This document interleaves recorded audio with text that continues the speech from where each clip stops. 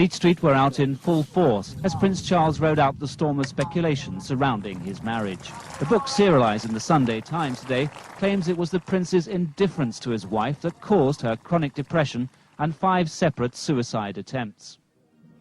At the Queen's Cup polo tournament in Windsor Great Park this afternoon, all attention was on Camilla Parker Bowles, a long-time friend of Prince Charles, a relationship which the book claims sparked off jealousy in the princess. There's a growing impression of a monarchy under siege. As one observer said, there's a whiff of republicanism in the air. It was a bit of a bombshell when it did come out. The reaction to the publication of Diana Years' True Story in June 1992 was astonishing. I had a phone call from Diana that morning that it came out at 7 o'clock. What do I do? What do I do? I said, too late. Pour yourself a stiff whiskey and get drunk. It was her first public engagement since the claims about her marriage were published, visiting a hospice in Southport, and the welcome was a particularly warm one. But it was during the speech that Princess of Wales began to show signs of strain. I know I speak for everyone when I say that in all that you do, you reflect so very sincerely the philosophy of tender, loving care.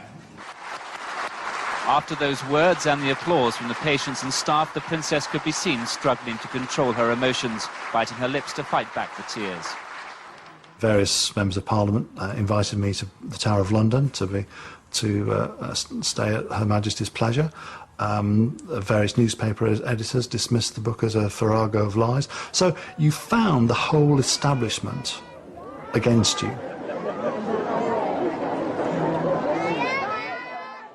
A few weeks afterwards, we learned the truth, that she had cooperated, not directly, but she had helped.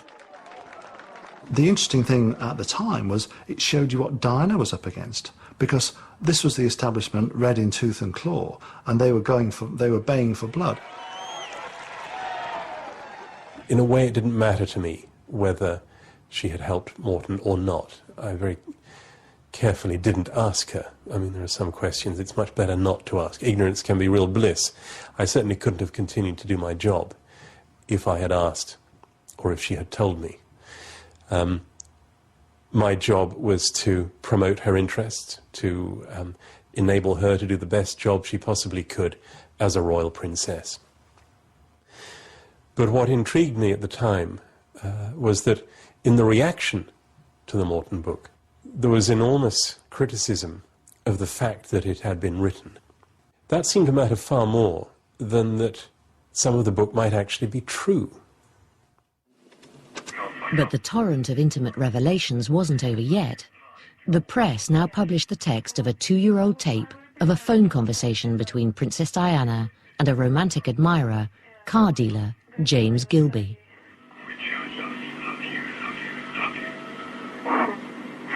You're just the nicest person in the whole wide world. Well, darling, you are to me too. It now seems almost incredible, but even after all these revelations about the royal couple's sham marriage, Buckingham Palace tried to keep up appearances. Princess Diana appeared at the Queen Mother's 92nd birthday as part of the normal family group. And Diana was persuaded to continue her public appearances with Prince Charles by going with him on a state visit to South Korea. But it did go right down to the wire, and because I had kept the Queen's office informed, I think in the end it was the Queen herself who intervened to explain to Diana how important it was that she should go ahead with this. And she did, but she did it with an ill grace. From the moment they got out of the plane, they were clearly, it was actually terribly sad. Something went on the plane. What I don't know, because I wasn't on the plane, I was already there in advance. But when the doors opened and they appeared in the doorway of the aircraft, I took one look and thought, oh God, we've lost it. And we had. We had. As they got off the plane, you could see that not only did they not want to touch each other physically at all, they really didn't want to be in the same room as each other. And the first photograph that came out Well, one of the first photographs, was the photograph of her in the car, she looking out of the window, very sullen, but it wasn't so much the looks on the faces, it was the body language that went with it as well.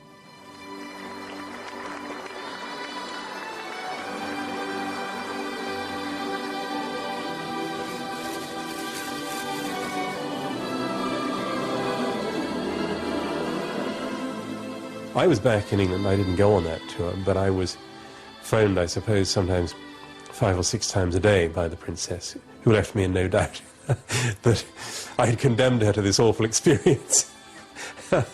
And she wasn't going to do it again, whatever anybody said.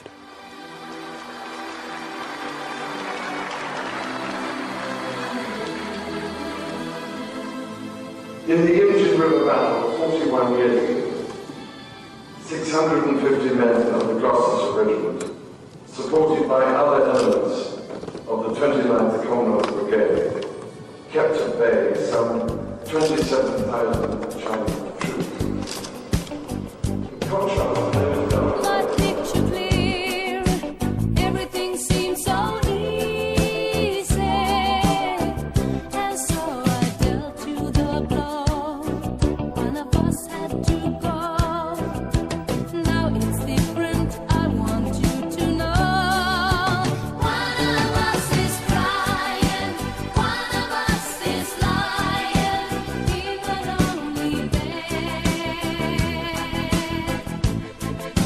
staring at the ceiling, wishing she was somewhere else instead. and one of our highest legal schools at Wells, of which I have a reputation.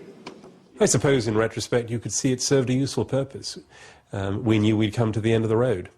There would be no more joint tours. This joint partnership with the Prince had no more life in it. So it was futile and indeed highly damaging to continue to try and make these two people operate together when they didn't want to. Events now moved rapidly. Something had to be done about the royal couple, but divorce still seemed a complete no-no. Hurried talks were held between Buckingham Palace and the government. 4 weeks later, a decision was made which stunned the nation. It is announced from Buckingham Palace that, with regret, the Prince and Princess of Wales have decided to separate. Their Royal Highnesses have no plans to divorce, and their constitutional positions are unaffected. Whatever uncertainties the last few weeks may have brought, I want you to be certain of this. Our work together will continue unchanged. At Sandringham that Christmas, it was business as usual. As usual, that is, with one notable exception. There was no longer any Diana. A new threshold had been crossed in the royal marriage, and the drama was far from over.